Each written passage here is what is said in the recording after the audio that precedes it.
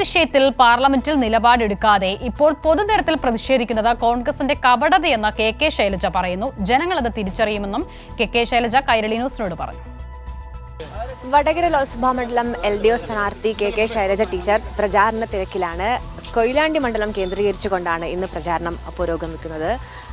Teacher, പ്രചാരണം കൊയിലാണ്ടി മണ്ഡലം പുരോഗമിച്ചാണ് നടക്കുന്നത്. ഏത് രീതിയിലാണ് രണ്ടാം ഘട്ട പ്രചാരണം?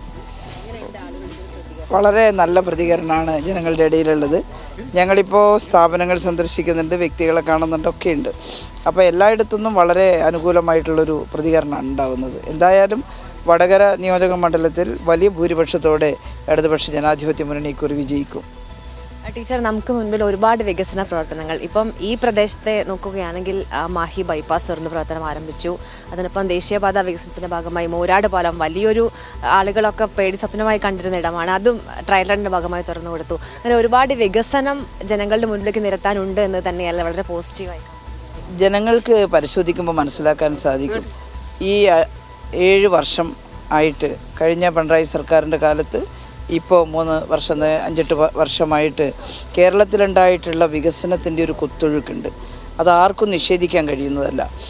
അപ്പോൾ അതെല്ലാം അനുകൂലമായിട്ടുള്ള ഘടകങ്ങളാണ് ഞങ്ങളെ സംബന്ധിച്ചിടത്തോളം.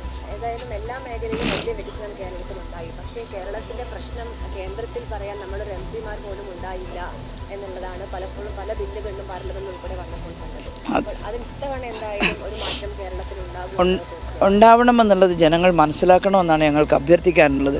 കാരണം ജനങ്ങൾക്ക് ബുദ്ധിമുട്ടുണ്ടാക്കുന്ന പല ബില്ലുകളും പാർലമെൻറ്റ് പാസ്സാക്കുന്ന സമയത്ത് അത് എന്താ ബില്ലെന്നറിയാൻ പോലും സാധിച്ചില്ല. ഇന്നലെ ഒരു MP-യോട് മാധ്യമപ്രവർത്തകർ NIA കുറിച്ച് ചോദിച്ചപ്പോൾ ഞാൻ പഠിച്ചിട്ട് പറയാം എന്ന് പറയുന്നത് കേട്ടു. അത് ഇന്ത്യൻ പാർലമെൻറ്റിൽ വന്ന ബില്ലാണ്. ജനങ്ങൾ മനസ്സിലാക്കണം, ഈ ബില്ല് പാർലമെൻറ്റിൽ വരുമ്പോൾ അനങ്ങാതിരുന്നവർ ഇപ്പോൾ എന്തുകൊണ്ടാണ് പ്രതിഷേധിക്കുന്നതെന്നുള്ളത് ജനങ്ങൾ മനസ്സിലാക്കണം. ഞങ്ങൾ വോട്ട് നേടാൻ വേണ്ടി മാത്രമൊന്നുമല്ല അന്ന് പ്രതിഷേധിച്ചത്. ഈ നാടിൻ്റെ ജീവിത പ്രശ്നമാണ്. ഇവിടുത്തെ പൗരത്വം അത് മുസ്ലിങ്ങൾക്കും ക്രിസ്ത്യാനികൾക്കും ഹിന്ദുക്കൾക്കും ഒരേപോലെ അവകാശപ്പെട്ടതാണ്.